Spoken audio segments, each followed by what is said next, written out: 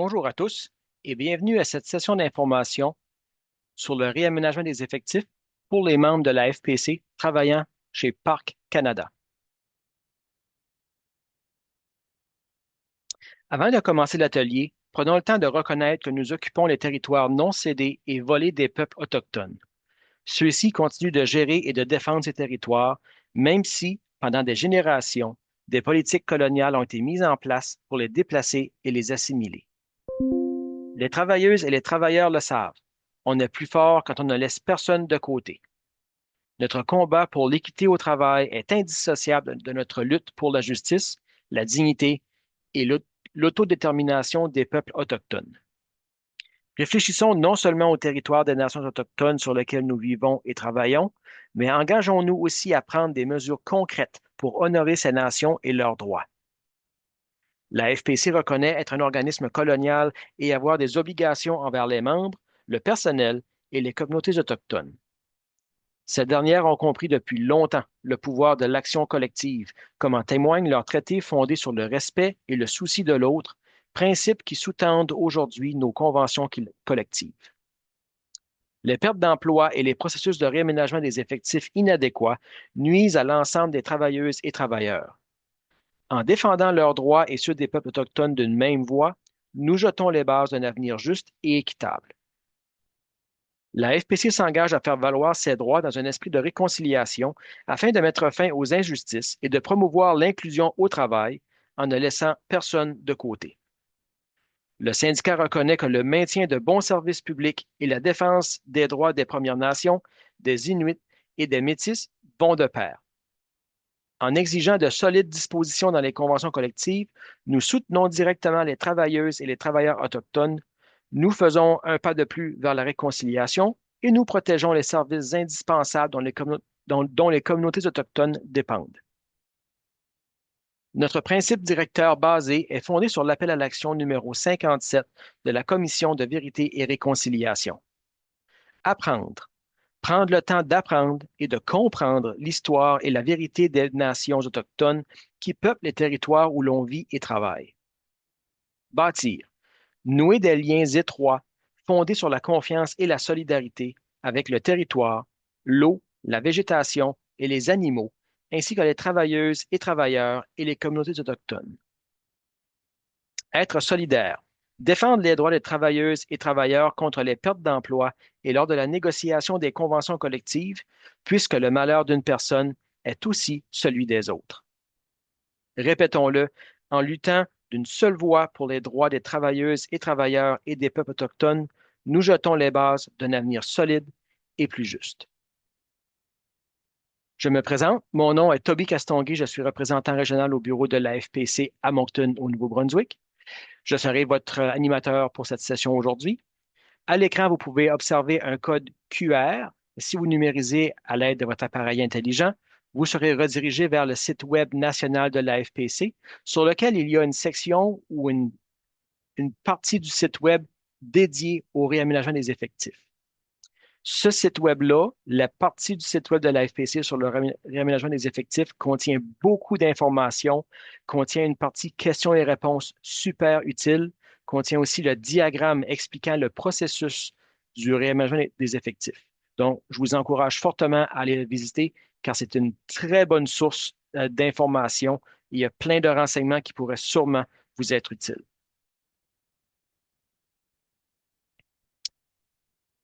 Avant de commencer, je tiens à vous dire que les discussions sur le réaménagement des effectifs peuvent parfois être difficiles et source d'inquiétude.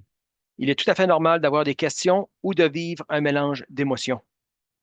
Aujourd'hui, l'objectif est de vous donner de l'information claire, de vous aider à comprendre le processus de réaménagement des effectifs et les options qui s'offrent à vous, et de vous orienter vers les ressources et l'aide offerte. Nous sommes là pour vous aider et il y a des services d'aide à votre disposition.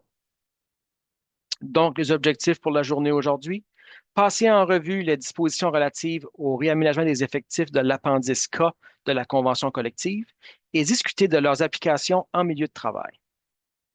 Nous allons aussi discuter et connaître les principaux droits et obligations des différentes parties qui prennent part dans le réaménagement des effectifs et nous allons aussi explorer les ressources qui sont à votre disposition. Donc, au programme, nous venons de compléter le point numéro 1, qui est le bienvenu dans l'atelier. Numéro 2, le réaménagement des effectifs d'hier à aujourd'hui, avec un bref résumé de l'histoire. Point numéro 3, que dit l'appendice K de la Convention collective sur le réaménagement des effectifs? Quatrième partie, nous allons discuter des rôles et des responsabilités des différentes parties. Au numéro 5, nous allons visionner l'organigramme qui explique le processus du RDE ou réaménagement des effectifs. Numéro 6, nous allons parler des différentes ressources à votre disposition pour finalement conclure la présentation aujourd'hui. Comme ceci est une vidéo préenregistrée, il est important de noter que la politique de la FPC contre le harcèlement s'applique, étant donné que c'est une vidéo sanctionnée par la FPC. Les dispositions ou la politique de la FPC contre le harcèlement peut être retrouvée sur le site Web national de la FPC ou encore en contactant votre bureau régional qui se fera un plaisir de vous fournir l'information nécessaire. Comme beaucoup d'entre vous le savent, ce n'est pas la première fois que le gouvernement fédéral supprime des postes ou réduit les budgets à la fonction publique. On va prendre le temps de retracer ensemble quelques moments charnières dans l'histoire du réaménagement des effectifs ou la fonction publique fédérale. On pourra en tirer des leçons qui nous aideront dans notre planification. On va revenir ensuite sur différents moments de l'histoire qui ont été marqués par l'austérité et les compressions dans la fonction publique fédérale. Pour chaque événement, pensez à ce que vous faisiez à ce moment-là, s'il y a lieu. Songez à la façon dont la FPC ou d'autres mouvements syndicaux et de justice sociale ont réagi à ces mesures d'austérité gouvernementale et à leurs conséquences sur les travailleuses et travailleurs, leurs conséquences sur le lieu de travail, les familles, les collectivités, etc. Les dispositions actuelles sur le réaménagement des effectifs sont le résultat de décennies de syndicalisme, de la grève en 91 à leurs inclusions dans les conventions collectives en 98, jusqu'aux améliorations apportées en 2016. L'employeur a exprimé le souhait de retirer les dispositions des conventions collectives dans un contexte de privatisation et de compression. Ces protections existent grâce à la mobilisation des membres. Sans engagement continu, elles peuvent être perdues. Voilà pourquoi il est indispensable de rester engagé, uni et prêt à défendre et à renforcer ses droits. Donc, une petite chronologie éclair. 1985, première négociation sur le réaménagement des effectifs. La FPC négocie un accord sur le réaménagement des effectifs avec le gouvernement fédéral pour la première fois. 1991, grève nationale de la FPC. Les membres de la FPC organisent la plus grande grève nationale d'un seul syndicat au Canada en réponse à la décision de Mulroney de geler les salaires de tous les fonctionnaires fédéraux. La grève permet notamment à la FPC de négocier la nouvelle directive sur le réaménagement des effectifs pour le personnel permanent. Cet accord est ensuite adopté par le Conseil national mixte et appliqué à tous les syndicats de la fonction publique. La directive, distincte de la convention collective, garantit une offre d'emploi raisonnable aux fonctionnaires touchés. 1995. Suspension de la directive sur le réaménagement des effectifs par le gouvernement. Le gouvernement libéral gèle les salaires des fonctionnaires et le Conseil du Trésor suspend la directive sur le réaménagement des effectifs. Le budget de 1995 annonce la suppression de 45 000 emplois dans la fonction publique sur une période de 3 ans. 1998. Inscription de l'appendice sur le réaménagement des effectifs dans les conventions collectives. La négociation de l'entente sur le réaménagement des conventions collectives, sur le réaménagement des effectifs, rétablit des protections pour les personnes touchées par des suppressions de postes et garantit des mesures d'atténuation et une transition plus équitable pour les fonctionnaires concernés. 2012. Réduction massive des effectifs fédéraux. Le plan d'action pour la réduction du déficit, ou le PARD, touche un fonctionnaire fédéral sur 7 à l'échelle du gouvernement. 26 000 emplois sont éliminés. Cette fois, l'appendice sur le réaménagement des effectifs est en place, mais les compressions sont si importantes que le système est débordé, laissant encore une fois le personnel dans l'incertitude et sans garantie réelle. À Parc Canada, Le 30 avril 2012, 1689 personnes reçoivent une lettre les avisant qu'elles sont touchées. L'objectif est alors d'éliminer 638 postes. 2016, négociation des changements majeurs à l'appendice sur le réaménagement des effectifs. Ces changements se fondent sur le résultat du plan d'action pour la réduction de déficit, ou le PAD, et la FPC obtient les améliorations les plus importantes depuis l'inscription de l'appendice dans ses conventions collectives en 1998. 2023 et 2024. Initiative visant à recentrer les dépenses gouvernementales. Le gouvernement fédéral va de l'avant avec son initiative qui prévoit des coupures de 15 milliards de dollars dans les services publics au cours des 4 prochaines années. Des réaménagements des effectifs sont donc en cours, ce qui mènera à des pertes d'emplois et à une incertitude accrue pour les fonctionnaires de l'administration publique centrale et des organismes gouvernementaux. Grève nationale de la FPC en avril 2023. La FPC dirige une des plus grandes et plus importantes grèves du pays, soit plus de 155 000 fonctionnaires fédéraux en grève pendant presque 2 semaines.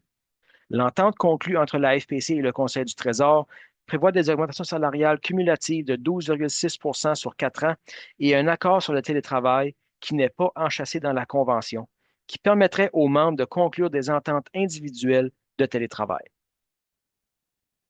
Plus de coupures en 2025. Les réductions seront progressives, 7,5 en 2026-2027, jusqu'à 2,5 durant l'exercice suivant, jusqu'à 5 en 2028-2029, pour un total de 15 sur 3 ans. Ces nouvelles coupes s'inscrivent dans l'initiative visant à recentrer les dépenses gouvernementales annoncée en novembre dernier et interrompue lors de la prorogation du Parlement.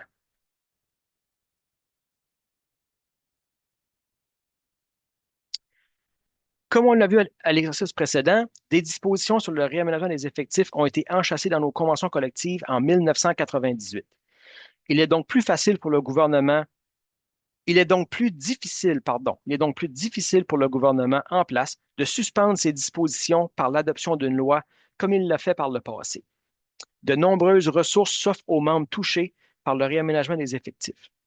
On y reviendra un peu plus tard, mais d'abord, examinons le contenu de votre convention collective.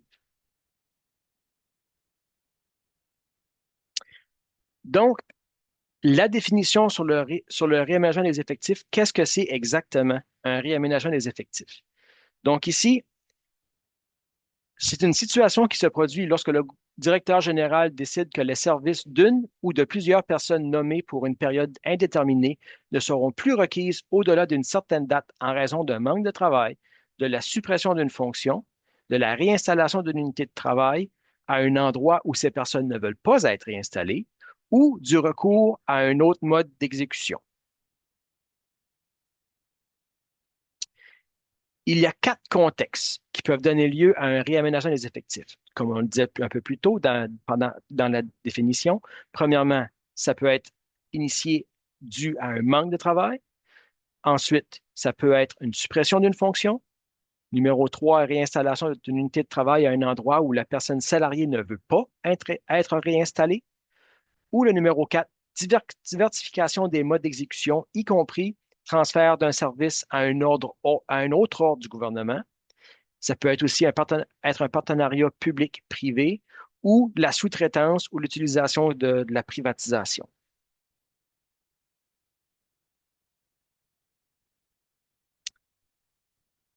L'appendice est structuré en fonction des principaux points de décision.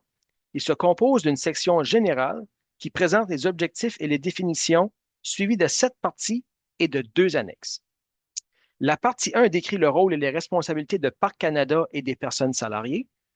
La partie 2 décrit la procédure que doit suivre Parc Canada pour informer le syndicat. La partie 3 présente la procédure que l'employeur doit suivre en cas de réinstallation d'une unité de travail entière. La partie 4 précise les obligations de l'employeur en ce qui a trait aux possibilités de recyclage pour les personnes touchées, excédentaires et mises en disponibilité. La partie 5 précise la protection salariale offerte aux personnes salariées nommées à un poste de niveau inférieur au leur à la suite d'un réaménagement des effectifs. La partie 6 présente les choix que les membres doivent faire s'ils ne reçoivent pas une garantie d'offre d'emploi raisonnable. La partie 7 contient des dispositions spéciales concernant la diversification des modes d'exécution, dans le cadre de laquelle le travail est transféré sous la responsabilité d'un organisme extérieur à Parc Canada ou sous-traité à un tel organisme. Il s'agit d'obligations uniques qui, dans la plupart des cas, sont distinctes de celles des parties 1 à 6, sauf dans le cas d'indication contraire. L'annexe A contient l'énoncé des principes régissant la pension concernant les diversifications des modes d'exécution, donc les dispositions de la partie 7, entre autres. L'annexe B comprend un tableau indiquant le nombre de semaines de rémunération en fonction des années de service dans le cadre de la mesure de soutien à la transition pour les personnes salariées optantes qui choisissent l'option B ou l'option C. Donc, toutes ces informations-là, vous pouvez tout retrouver ça dans l'appendice K de votre convention collective euh, qui est disponible sur le site Web national de la FPC ou encore sur le site du Syndicat des employés nationaux.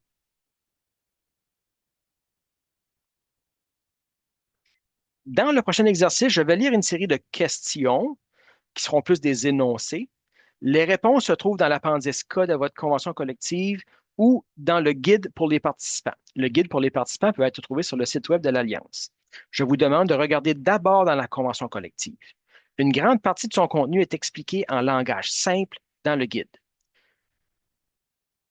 Je vais aller de l'avant et vous n'aurez que quelques secondes pour chercher la réponse, mais inquiétez-vous pas, toutes les informations nécessaires sont toutes, peuvent toutes être retrouvées dans l'appendice K de votre convention collective. C'est un outil très, très, très important qui définit clairement c'est quoi le processus sur le réaménagement des effectifs, qui contient toutes les définitions et les différentes étapes, etc. Donc, où peut-on trouver l'objectif des dispositions? Ben, il y a une partie uniquement dédiée à ça dans votre appendice K de la convention collective, c'est la section objectifs. Et cette partie-là, c'est afin d'optimiser les possibilités d'emploi pour les personnes salariées nommées pour une période indéterminée en situation de réaménagement des effectifs. Où peut-on trouver le champ d'application? Eh bien, ça se trouve à être dans la partie application. Donc, toutes les personnes salariées nommées pour une période indéterminée, représentées par la FPC et travaillant pour Parc Canada. Donc, ça, c'est le champ d'application de l'appendice K de votre convention collective.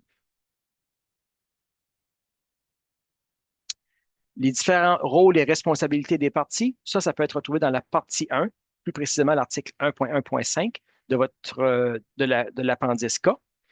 Et qui dit principalement que le directeur général de Parc Canada doit informer le syndicat par écrit. Les prochaines diapositives seront toutes les informations peuvent être retrouvées dans la partie définition de l'appendice K. Entre autres, qu'est-ce qu'un employé touché? Donc, un employé touché selon la partie définition, on parle ici d'une personne nommée pour une période indéterminée qui a été avisée par écrit que ses services pourraient ne plus être requis en raison d'une situation de réaménagement des effectifs. Toujours dans la partie définition, nous avons ici la définition d'un employé optant ou optante. Donc, c'est une personne nommée pour une période indéterminée dont les services ne seront plus requis en raison d'un réaménagement des effectifs et qui n'a pas reçu du directeur général une garantie d'offre d'emploi raisonnable. La personne a 120 jours pour envisager les options offertes au paragraphe 6.3 de l'appendice K. Toujours dans la partie définition, qu'est-ce qu'un employé excédentaire?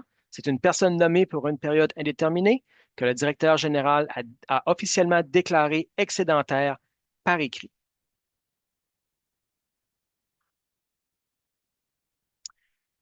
Maintenant qu'on a une bonne idée générale du contenu et de la structure de l'appendice sur le réaménagement des effectifs, voyons quelques-unes de ses principales dispositions. Il y a essentiellement 6 étapes que l'employeur doit suivre dans le cadre d'un réaménagement des effectifs. Pour chaque étape, la convention collective décrit les droits et obligations des parties. Donc, la première étape, l'employeur fournit un avis de réaménagement des effectifs au syndicat. Deuxièmement, l'employeur remet un avis aux personnes salariées touchées. Troisième étape, l'employeur lance un programme de départ volontaire s'il y a lieu. Étape numéro 4, on procède à la sélection pour le maintien en poste ou la mise en disponibilité, mieux connu sous le nom SURLO. On va parler beaucoup de SURLO aujourd'hui. Ça veut juste dire la sélection des employés pour le maintien en poste ou la mise en disponibilité. La cinquième étape, c'est de vérifier quelles sont les différentes options offertes. Et l'étape numéro 6, on procède aux mises en disponibilité et aux réaffectations. Examinons chaque étape plus en détail. Le processus commence quand l'employeur fournit au syndicat un avis officiel de réaménagement des effectifs. Cette étape est cruciale car elle déclenche les consultations avec le syndicat. L'objectif est d'assurer la transparence et de permettre au syndicat de représenter les membres dès le début du processus. À quel moment est-ce que l'avis est émis? Ben, quand il est décidé qu'un ou plusieurs postes ne sont plus nécessaires. L'employeur, par l'entremise du directeur général, informe la FPC au moins 2 jours avant. L'employeur consulte les syndicats pour évaluer les répercussions et les solutions. L'employeur et les syndicats mettent sur pied des comités sur le réaménagement des effectifs. Et l'objectif est d'assurer un processus équitable et transparent en concertation avec les syndicats. Une fois que le syndicat est informé, l'employeur doit transmettre un avis écrit aux personnes qui pourraient être touchées. Cette étape permet d'informer les personnes salariées des répercussions possibles sur leur poste et d'entamer les discussions sur les différentes options. Étape numéro 2, avis aux personnes touchées. Donc, quand est-ce que les personnes vont recevoir un avis qui sont touchés? Lorsqu'il est possible qu'une personne perde son emploi, elle reçoit un avis écrit confirmant son statut de personne touchée. Donc, l'avis doit être par écrit. D'accord? Et il y a certains cas particuliers. Les personnes en congé, tels que les congés de maternité, congés parental, les congés de maladie, entre autres, reçoivent l'avis en même temps que les autres, mais aucune décision finale n'est prise avant leur retour. Si c'est votre cas, si vous êtes en congé de maternité, parental ou de maladie, nous vous encourageons fortement de contacter votre employeur et votre section locale afin d'en savoir plus dans l'éventualité où vous seriez une personne en congé et qui recevez quand même un avis d'une personne touchée. Qu'est-ce que l'avis peut contenir? Ben, l'avis ou la lettre va contenir la déclaration officielle de suppression de poste, va contenir les motifs de la décision, va contenir le droit de déposer une plainte selon la loi sur l'emploi de la fonction publique, va aussi contenir la date à laquelle les services ne seront plus requis et la date officielle de mise en disponibilité ou un engagement à la communiquer un peu plus tard. Remarque ici, il s'agit d'un premier avis informant la personne qu'elle pourrait perdre son emploi. Il est important de comprendre qu'à moins que le processus de sélection ne soit déjà terminé, la personne n'a pas encore été considérée comme étant excédentaire. Ainsi, ce premier avis est souvent bref et contient peu de détails. Dans certains cas, l'employeur met sur pied un programme de départ volontaire. Ce programme est offert aux personnes salariées qui ne sont pas nécessairement touchées, mais qui pourraient souhaiter quitter l'organisation volontairement, libérant ainsi des postes pour les personnes touchées par le réaménagement des effectifs. Cette étape n'est pas systématique et dépend du contexte. Le programme de départ volontaire, à quoi ça sert? Bien, ça sert à offrir une option avant le processus SURLO. Ça sert aussi à réduire le nombre de personnes soumises à ce processus-là. Quand peut-on y recourir? Eh bien, après la remise de l'avis de personnes touchées et avant les sélections des différentes options. Ce processus-là, sur le programme de départ volontaire, est obligatoire si 5 membres ou plus d'un même groupe sont touchés sans garantie d'emploi.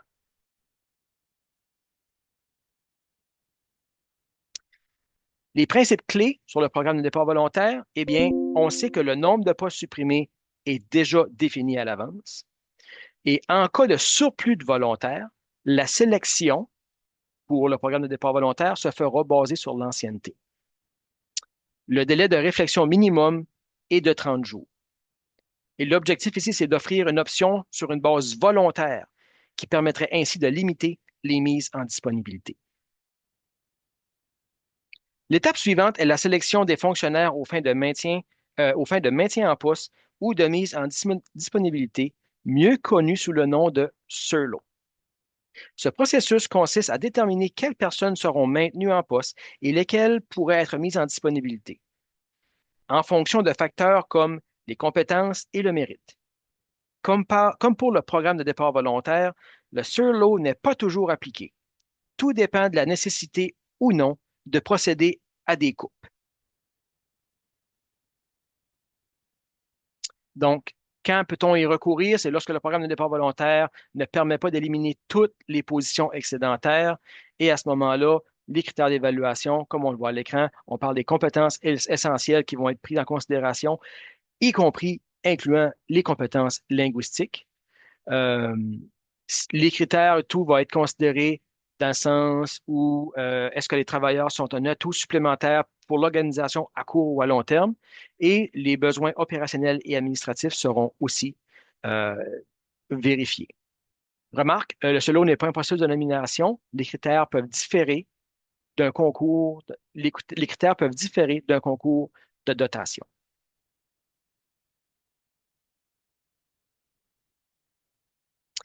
Et ça, si c'est l'employeur qui détermine quels sont les critères de sélection, ben, c'est sûr et certain qu'il y a beaucoup de préoccupations.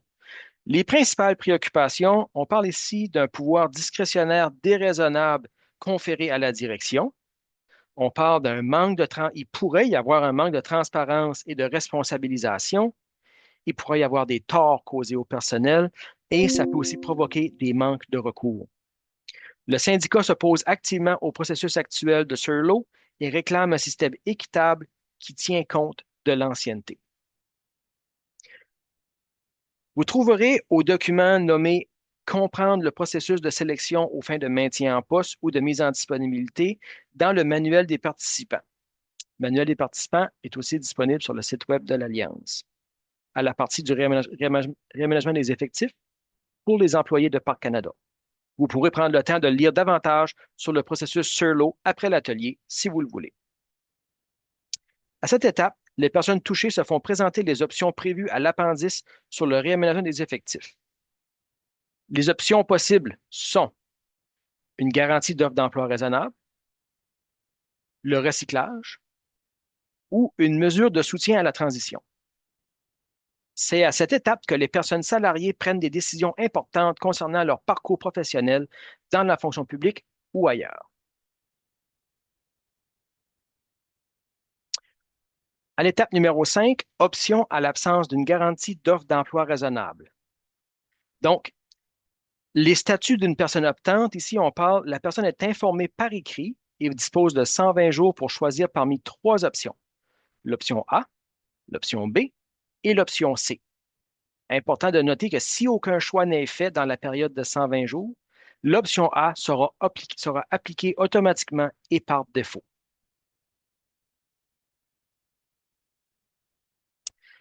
Donc, les différentes options à l'absence d'une garantie d'offre d'emploi raisonnable, on parlait qu'il y avait trois options. L'option A, qui est pour une personne excédentaire. La personne bénéficie d'une priorité d'embauche de 12 mois qui s'ajoute à ce qui reste des 120 jours de réflexion, donc ce qui veut dire que ça peut aller jusqu'à 16 mois. La deuxième option, ou l'option B, mesure de soutien à la transition, ou MST, qui est un départ volontaire avec une indemnité forfaitaire selon le nombre d'années de service. Et l'option C, on parle d'une indemnité d'études. Ici, l'option C, nous avons aussi la mesure de soutien à la transition, qui est l'indemnité forfaitaire expliquée à l'option B, mais aussi vous pouvez avoir jusqu'à 17 000 pour financer une formation et il peut aussi avoir une possibilité de congé sans solde de 2 ans pour pouvoir continuer à bénéficier du programme de l'employeur. Alors, plus en détail pour l'option A. L'option A, priorité d'embauche. Donc, priorité d'embauche de 12 mois qui s'ajoute à ce qui reste des 120 jours de réflexion, donc pour une durée totale pouvant aller jusqu'à 16 mois, pour retrouver un poste ailleurs dans la fonction publique. Et nomination prioritaire sans concours ni contestation. Si aucune offre est raisonnable après 12 mois, donc l'employé sera mis en mise en disponibilité selon la loi sur l'emploi de la fonction publique.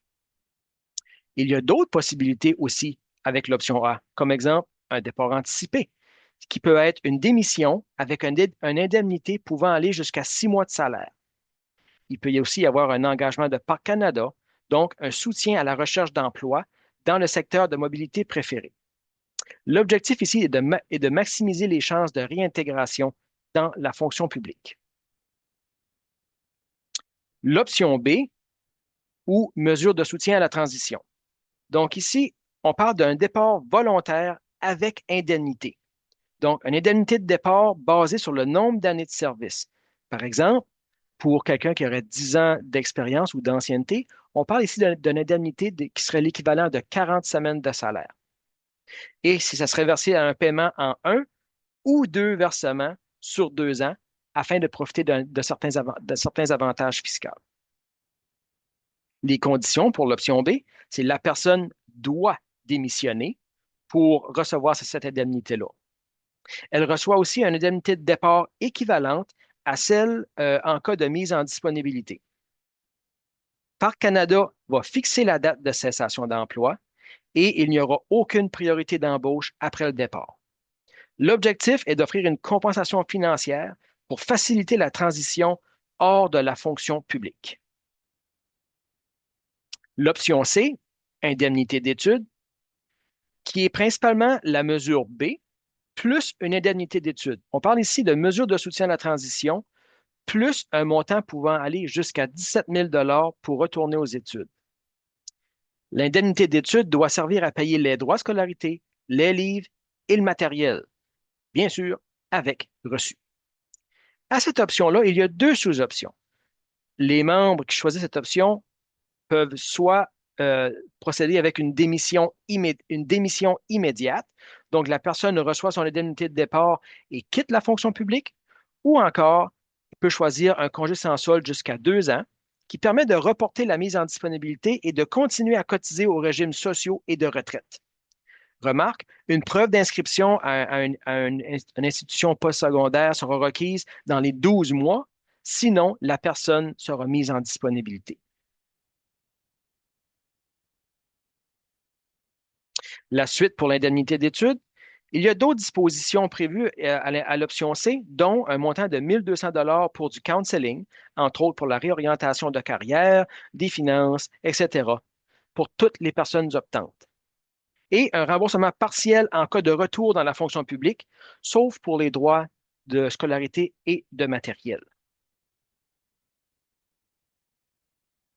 En résumé, les personnes jugées excédentaires ont trois options. L'option A, qui est la priorité d'embauche pour rester dans la fonction publique. L'option B, indemnité de départ pour une transition hors de la fonction publique. Ou l'option C, un soutien financier pour une reconversion professionnelle avec des études. Important de remarquer que chaque personne doit choisir en fonction de sa situation personnelle et professionnelle. La dernière étape consiste à procéder aux mises en disponibilité et aux réaffectations. Les personnes salariées qui ne peuvent pas être remplacées dans un autre poste peuvent être mises en disponibilité, mais elles conservent un droit de priorité si d'autres postes devenaient vacants ultérieurement.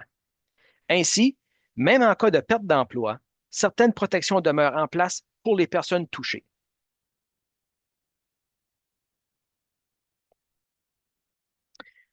Mise en disponibilité. Donc, les deux démarches possibles. Si l'employeur prévoit qu'un poste sera disponible, la personne excédentaire va recevoir une garantie d'offre d'emploi raisonnable ou GOER, ce qui signifie qu'elle sera priorisée pour une réaffectation à un autre poste permanent dans la fonction publique. La deuxième option ou deuxième démarche, si l'employeur ne peut pas garantir un emploi à la personne excédentaire, cette personne-là va devenir une personne optante. Elle disposera alors de 120 jours pour choisir parmi les différentes options, l'option A, l'option B, l'option C1 ou C2, comme on l'a mentionné un petit peu plus tôt.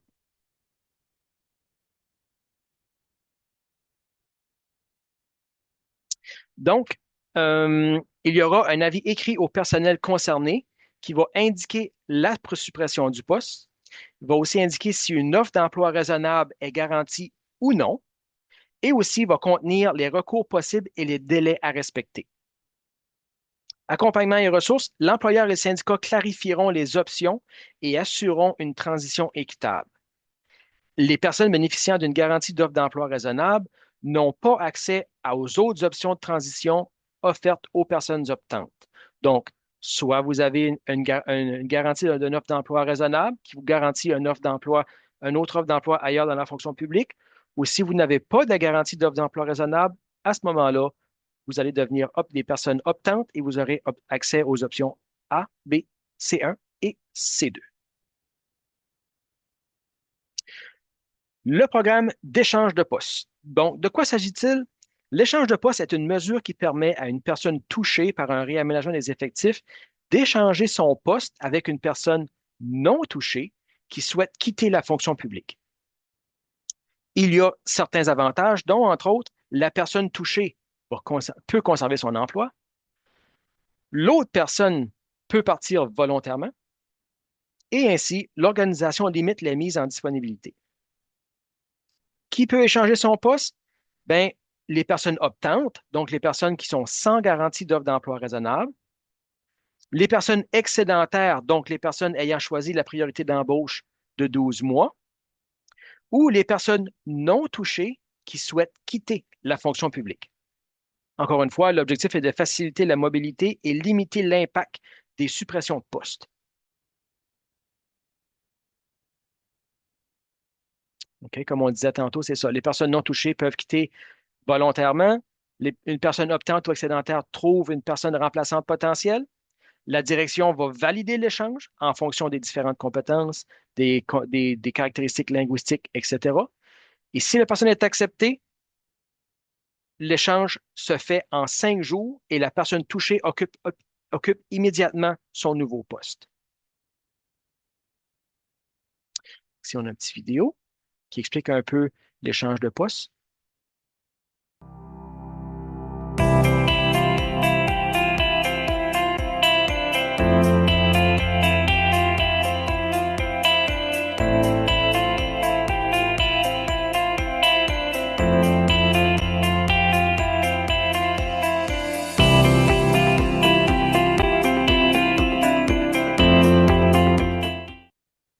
À noter que pour la plateforme d'échange de postes, la FPC a aussi lancé une plateforme pour aider les membres à procéder à un échange de postes.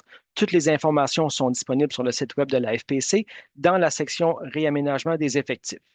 Simplement choisir votre employeur, dans votre cas, Parc Canada, et de là, vous allez voir le programme d'échange de postes qui va être disponible et il y a plein d'informations à votre disposition là aussi.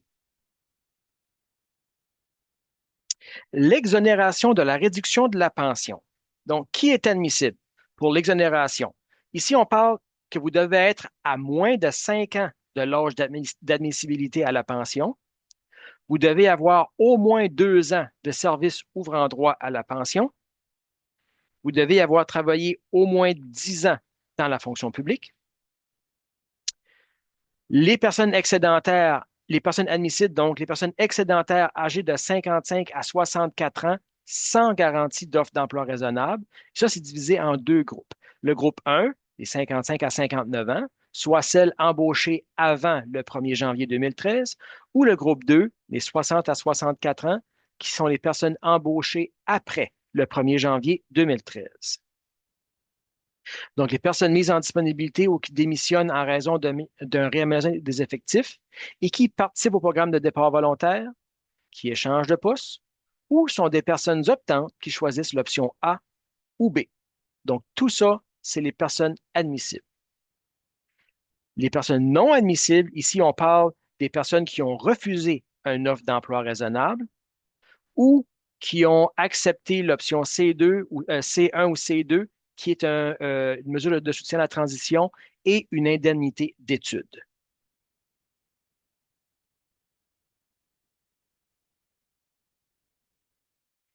Il y a aussi le programme d'encouragement à la retraite anticipée. C'est un programme qui a été annoncé par le gouvernement avec le budget 2025. L'information est toujours en évolution, donc ça change constamment.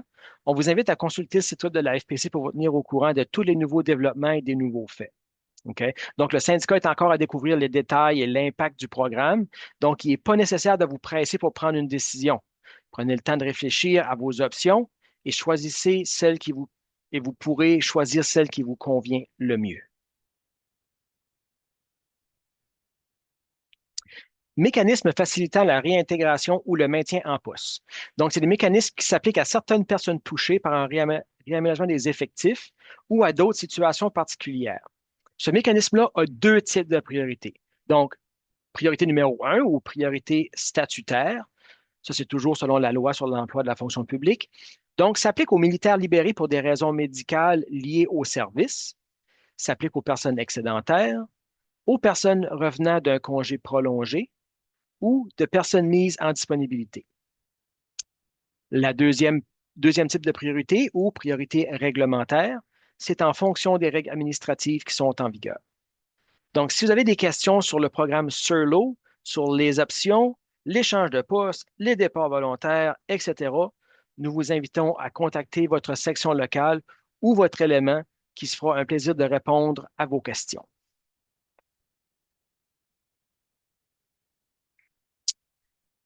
Les responsabilités, les droits et les recours. Donc, la convention collective et le guide sur le réaménagement des effectifs à Parc Canada décrivent les responsabilités et les obligations des parties.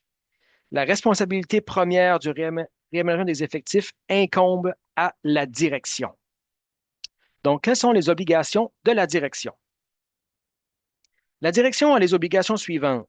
De favoriser le développement des compétences, ce qui veut dire les personnes salariées doivent être aussi qualifiées que possible afin de multiplier les possibilités de placement et d'améliorer la sécurité d'emploi. L'obligation de bien planifier les ressources humaines. L'employeur doit revoir ses pratiques de travail et se délester des contractuels, des consultants ou du personnel d'agence avant d'éliminer les postes permanents. Autre obligation de l'employeur, éviter les mises en disponibilité en envisageant toutes les options. Les départs volontaires et les échanges de postes doivent être pleinement mis à profit. Si vous constatez que l'employeur ne respecte pas ses obligations, assurez-vous d'en parler à la représentante ou représentant de votre section locale pour qu'un suivi puisse être effectué. La page 6 du guide sur le réaménagement des effectifs à Parc Canada, disponible sur le site de la FPC, présente d'autres obligations de l'employeur, dont, dont celle-ci. Donc, Parc Canada a un certain nombre de responsabilités selon l'appendice sur le réaménagement des effectifs, notamment la responsabilité d'aviser le syndicat de la situation et de consulter dès que possible. L'employeur doit aussi optimiser les possibilités d'emploi pour les personnes qui occupent un poste permanent. Dans la mesure du possible, offrir à ces personnes d'autres possibilités d'emploi et leur donner toutes les chances raisonnables de poursuivre leur carrière au gouvernement, de traiter le personnel équitablement, de mettre sur pied un comité mixte de réaménagement des effectifs et d'examiner le recours à toute personne qui n'occupe pas un poste permanent, entre autres les consultants, contractuels, personnel d'agence, personnel nommé pour une période déterminée, et éviter de les rembaucher si possible afin de faciliter l'emploi des personnes excédentaires ou mises en disponibilité.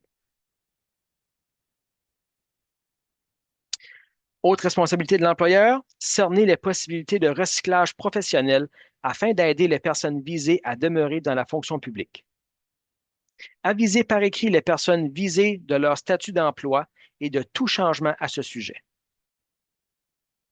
Responsabilité de l'employeur de mettre en place un programme de départ volontaire pour chaque situation de réaménagement visant au moins 5 personnes du même groupe, du même niveau et de la même unité de travail. Optimiser les possibilités d'emploi et miser sur le placement à l'interne. Et affecter une conseillère ou un conseiller à chaque personne touchée qui n'a pas encore obtenu de poste permanent. Il y a aussi d'autres obligations de l'employeur. Ces obligations-là sont aussi précisées dans la partie 1 de l'appendice sur le réaménagement des effectifs. Les responsabilités des personnes salariées ici. Donc, les personnes salariées en cas de réaménagement des effectifs, il est important de chercher activement d'autres possibilités d'emploi au sein de l'agence et ailleurs au gouvernement. Si vous vous retrouvez dans cette situation, vous devez collaborer avec les ressources humaines afin de trouver un autre poste. Vous devez vous renseigner au sujet de vos droits en vertu de l'appendice sur le réaménagement des effectifs. Vous devez remettre à l'employeur votre CV ou d'autres renseignements qui pourraient aider à vous trouver un autre emploi. Vous devez veiller à ce qu'on puisse vous rejoindre facilement. Vous devez être prêt à envisager les possibilités de formation et d'emploi qui vous seront offertes et vous renseigner sur les échéances et examiner attentivement toutes vos options avant de prendre une décision. Quelles sont les principales responsabilités du syndicat durant un réaménagement des effectifs?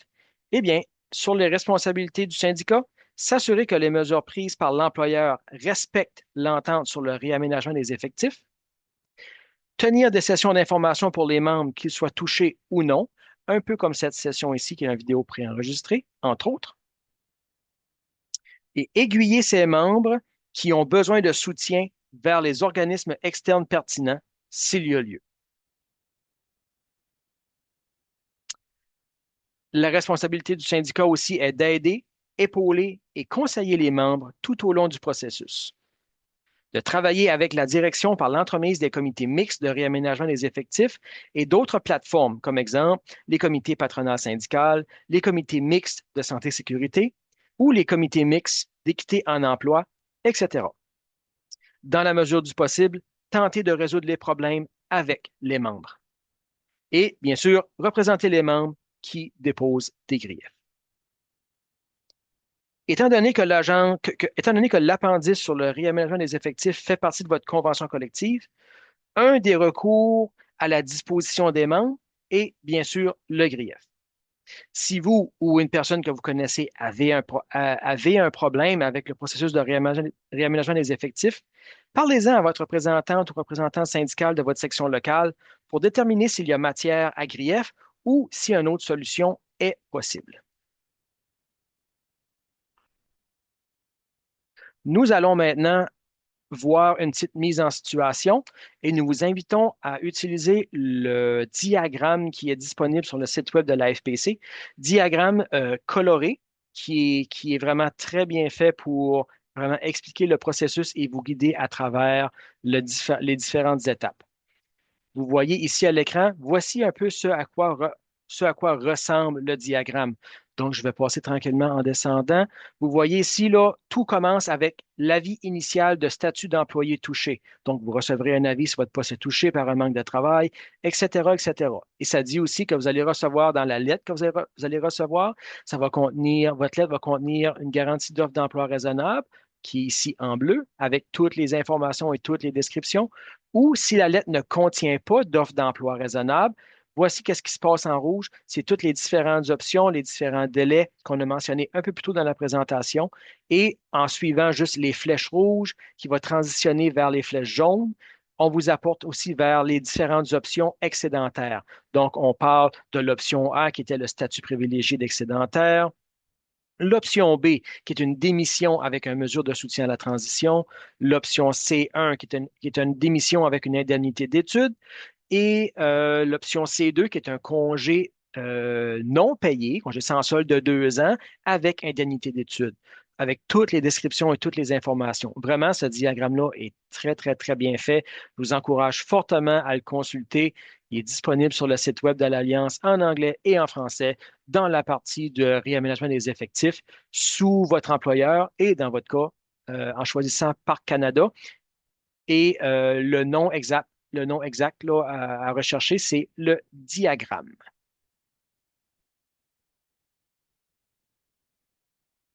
Nous allons maintenant avoir une petite mise en situation et je vous invite à suivre sur le diagramme, le diagramme du réaménagement des effectifs de Parc Canada, qui est le diagramme là, que je vous ai montré tout à l'heure, afin de suivre les différents processus ou les différentes étapes dans cette mise en situation-ci. D'accord?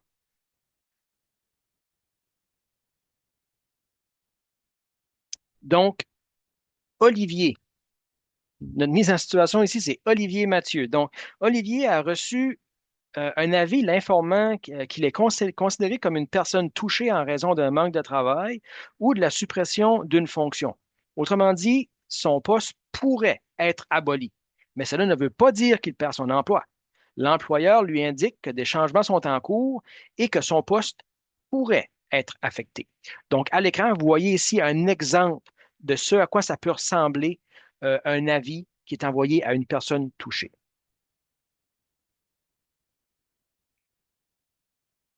D'accord? Donc, au point de vue de diagramme, je vais ramener le diagramme. L'avis initial de personne touchée, là, on est ici. C'est ça que c'est l'avis initial, qui est un peu la lettre qu'on a vue en arrière pour Olivier Mathieu. Là, on est simplement en haut là. D'accord? Donc, une personne touchée est une personne nommée pour une période indéterminée qui reçoit un avis l'informant que ses services pourraient ne plus être requis. C'est un avertissement, pas une mise en disponibilité. Avant que tout avis soit transmis aux personnes salariées, le directeur général doit informer par écrit la présidente nationale de la FPC. L'avis doit indiquer l'unité de travail, l'emplacement, le nombre de personnes qui pourraient être touchées et le moment prévu de ces changements. Un réaménagement des effectifs survient lorsque certains postes ne sont plus nécessaires en raison de manque de travail, de la suppression d'une fonction, d'une réinstallation ou d'un transfert de services à l'extérieur de Parc Canada. La politique de l'employeur est de maximiser les possibilités d'emploi pour les personnes salariées permanentes touchées en trouvant un autre poste dans la mesure du possible.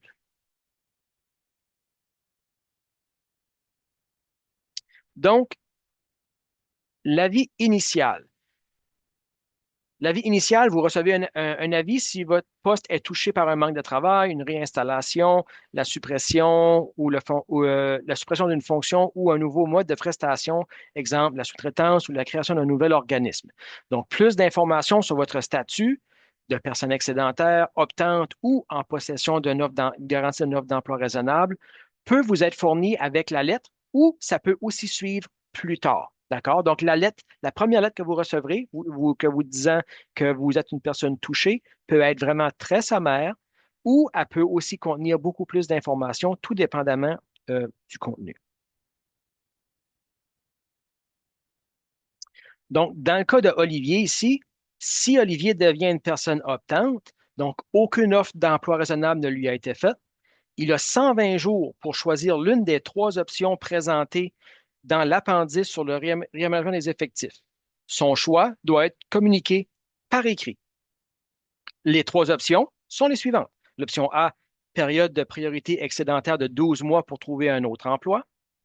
L'option B, mesure de soutien à la transition, donc un montant forfaitaire calculé sur les années de service. Et l'option C, même montant que l'option B, plus un montant pouvant atteindre jusqu'à 17 000 pour la formation et les études.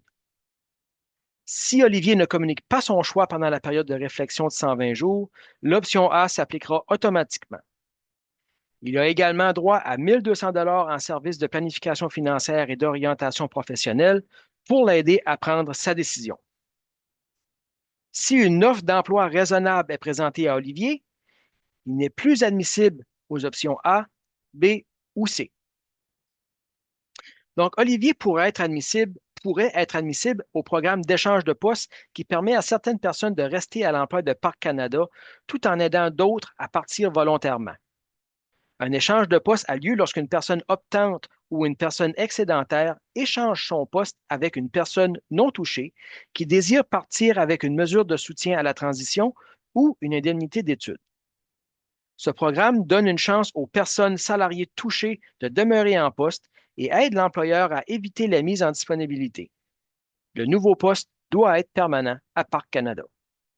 En somme, l'échange de poste est une solution gagnant-gagnant. La personne touchée conserve son emploi et la personne qui part, qui part le fait avec une et la personne qui part le fait avec une mesure de soutien. Donc, si Olivier décide de ne pas participer au programme d'échange de poste, il lui reste tout de même deux principales options. Une période de priorité excédentaire de 12 mois ou la mesure de soutien à transition qui comprend l'indemnité d'études. Si Olivier choisit la période de priorité excédentaire de 12 mois, le statut privilégié d'excédentaire lui sera accordé.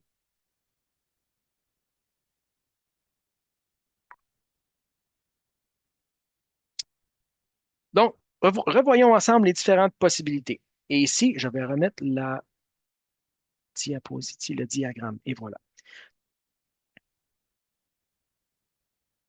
Donc, revoyons ensemble les différentes possibilités pour notre ami Olivier.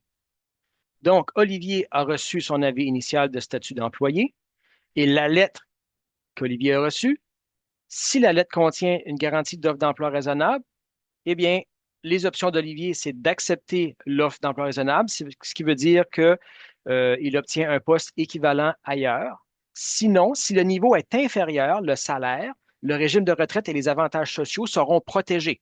Donc, votre statut prioritaire est aussi rétabli pour vous assurer un poste à votre ancien niveau.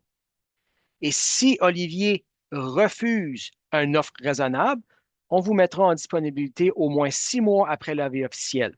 Le salaire, le régime de retraite et les avantages sociaux se termineront avec votre emploi. Mais vous conserverez votre droit de priorité d'un an et votre indemnité de départ. Ça, c'est si il y a une garantie d'offre d'emploi raisonnable. Si dans la lettre d'Olivier, il n'y a pas de garantie d'offre d'emploi raisonnable, alors là, on tombe dans l'option en rouge. Donc, s'il n'y a pas d'offre d'emploi raisonnable et il y a plus de 5 personnes affectées, l'employeur doit mettre sur pied le programme de départ volontaire pour essayer d'éliminer autant que possible les mises en disponibilité. S'il y a plus de départs volontaires que de positions à couper, la sélection de qui partira volontairement va être basée sur l'ancienneté. Mais si le programme de départ volontaire ne parvient pas à réduire le nombre de postes de manière suffisante, à ce moment-là, il y aura la sélection aux fins de mise en poste et de mise en disponibilité ou le SURLO, comme on l'appelle. Et de là, les personnes seront nommées excédentaires ou optantes et auront le choix entre les options A, B, C1 et C2.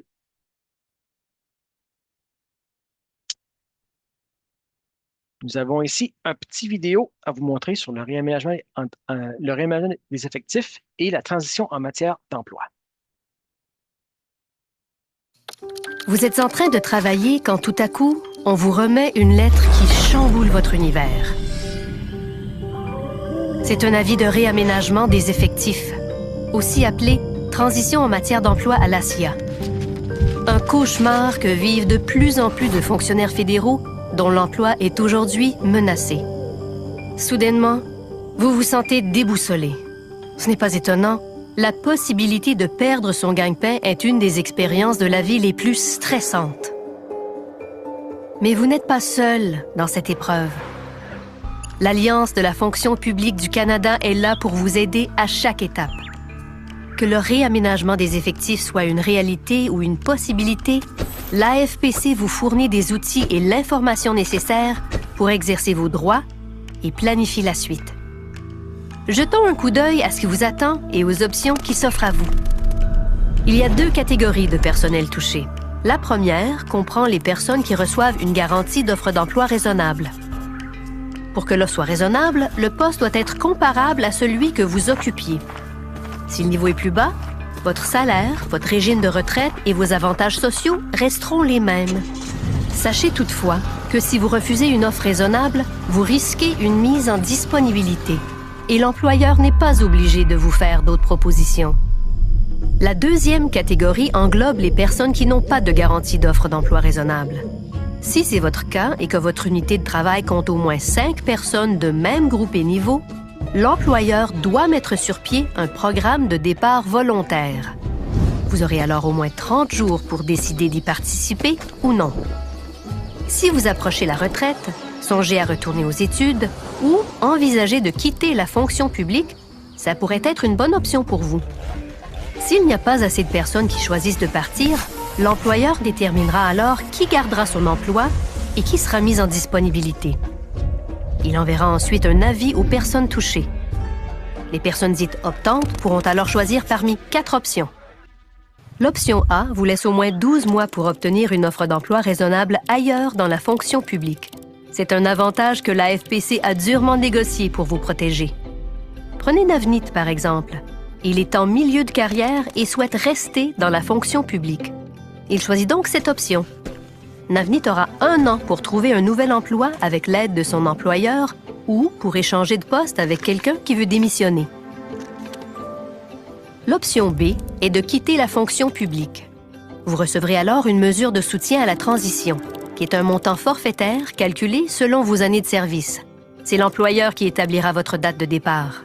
Marie-Ève est en fin de carrière et rêve déjà au prochain chapitre de sa vie. Elle choisit donc l'option B pour éviter d'amputer ses prestations de retraite. C'est ce que l'on appelle une exonération de la réduction de la pension. L'option C1 consiste à démissionner contre une indemnité d'études. Vous recevrez alors le montant de l'option B, plus un autre montant pour couvrir vos droits de scolarité, vos livres et votre matériel. L'option C2 ressemble à l'option C1, mais au lieu de démissionner, vous profiterez d'un congé sans solde de 2 ans maximum pour étudier. Vous pourrez aussi conserver vos avantages sociaux si vous continuez d'y cotiser. Au bout de 2 ans, on vous mettra en disponibilité. L'option C1 est intéressante pour Fatima, une fonctionnaire en début de carrière qui veut changer de branche. Jason veut lui aussi se réorienter, mais ce jeune papa choisit l'option C2 pour conserver ses avantages sociaux et continuer de cotiser à son régime de retraite. Si vous n'avez choisi aucune option au bout de 120 jours, l'option A s'appliquera automatiquement. On sait que ce n'est pas une décision facile, mais ne vous découragez pas. La FPC est là pour vous aider à sortir du bois. Votre syndicat s'est battu pour négocier ces options afin d'atténuer les répercussions des coupes. Et puis, n'oubliez pas que votre employeur est obligé de vous épauler tout au long du processus. La bonne nouvelle, c'est qu'il n'y a pas de mauvaise décision. Ce qui compte, c'est de choisir celle qui vous convient le mieux. L'Alliance peut vous aider à trouver le bon chemin. Passez à l'action et contactez votre représentante ou représentant syndical dès aujourd'hui. Donc, comme on le voit ici, comme il a déjà été mentionné, le réaménagement des effectifs est l'une des grandes priorités de la FPC. Votre syndicat mobilise beaucoup d'énergie et de ressources pour vous offrir le soutien dont vous avez besoin. Que ce soit pour vous informer, vous outiller ou défendre vos intérêts, on est à vos côtés et on vous accompagne à chaque étape du processus. Pour tirer pleinement parti des ressources, il faut les connaître et savoir où les trouver. Comme je le mentionnais un peu plus tôt, une des parties les plus importantes, c'est le site Web de la FPC. Sur le site Web national de la FPC, que vous pouvez retrouver au syndicat.afpc.ca, il y a la partie sur le réaménagement des effectifs. Une fois rendu sur la partie réaménagement des effectifs, vous n'avez qu'à choisir votre employeur, dans votre cas, Parc Canada. Et une fois que vous serez rentré dans la partie ou la catégorie de Parc Canada, vous pouvez voir à l'écran ce qui vous sera présenté. Le fameux guide des membres que j'ai mentionné à quelques reprises pendant la session aujourd'hui, le guide des membres est disponible là. Il y a aussi une liste de vérifications qui sont des conseils pour vous aider en cas du réaménagement des effectifs. Il y a de l'information en lien avec le programme d'échange de postes. Et il y a aussi la foire aux questions qui contient toutes les différentes questions pertinentes qui ont déjà été posées à la FPC dans le cas du processus de réaménagement des effectifs. Beaucoup d'informations très importantes et de très bonnes informations. Je vous encourage fortement à le visiter et à y prendre connaissance. En continuant un peu plus bas, il y a aussi d'autres options, entre autres le tableau de bord. Il y a le diagramme, le fameux diagramme qui est celui-ci que je vous ai montré au départ. Super intéressant et vraiment très bien détaillé. Je vous encourage à en prendre connaissance. Il y a aussi l'appendice sur le réaménagement des effectifs ou l'appendice K de votre convention collective. Il y a aussi la partie glossaire qui contient les différentes définitions, les différents termes utilisés pendant tout processus du réaménagement des effectifs. Et il y a aussi les emplois à durée déterminée, mais cette partie-là est encore à venir, est encore en développement, si on peut dire. Donc, les membres touchés par le réaménagement des effectifs peuvent ressentir du stress, de la frustration, de la peur, de l'anxiété, etc. Les membres qui ne sont pas directement touchés en subiront aussi des effets négatifs. Ils seront témoins de la situation vécue par leurs collègues, devront en faire plus avec moins et devront composer avec la réorganisation du travail, ainsi que, dans certains cas, un traumatisme secondaire. Comprendre le fonctionnement du processus de réaménagement des effectifs et savoir comment l'affronter peut nous donner un sentiment de contrôle et nous aider à mieux vivre ces émotions. Cela dit, il est essentiel d'accueillir nos émotions, de les reconnaître et de reconnaître l'impact qu'elles peuvent avoir sur nous. Il est important de prendre soin de vous. Il est aussi important de connaître vos droits et vos obligations. Plusieurs ressources sont à la disposition des membres qui ont besoin de soutien en santé mentale, de soutien communautaire et d'un soutien financier. Si c'est votre cas, nous vous encourageons fortement à contacter l'exécutif de votre section locale qui pourra vous guider vers les différentes options disponibles ou encore vers votre élément qui pourra en faire de même. Si vous avez des questions par rapport au processus du réaménagement des effectifs, nous vous encourageons fortement, comme je vous disais, à poser les questions à votre exécutif de section locale, à votre président, présidente, vice-président, vice-présidente, etc., ou à votre élément. Ou encore, si vous n'êtes pas certain qui sont ces personnes, simplement nous contacter au bureau régional de votre province et nous vous ferons un plaisir de vous donner les informations de contact de ces personnes. Vous pouvez aussi, nous vous demandons aussi de soumettre peut-être une petite évaluation de l'atelier. Si vous croyez qu'on peut améliorer l'atelier, si l'atelier a répondu à vos questions, s'il vous plaît, numérisez le code QR à l'écran et donnez-nous vos commentaires ou vos suggestions par rapport à cette formation. Ça nous fera plaisir d'accueillir vos commentaires et nous cherchons constamment à améliorer les présentations et le contenu. Donc, s'il vous plaît, ne vous gênez surtout pas à nous envoyer une petite évaluation de l'atelier en utilisant le code QR à l'écran. Donc, merci d'avoir participé à l'atelier aujourd'hui. Nous espérons vous avoir fourni les ressources et de l'information qui vous permettront d'affronter cette vague de réaménagement des effectifs. Comme on disait, vous n'êtes pas seul. N'hésitez pas à poser des questions à votre section locale, à votre élément, ou encore à contacter le bureau régional qui se fera un plaisir de vous diriger vers les personnes représentantes de votre section locale dans votre milieu de travail. Ça nous fera plaisir.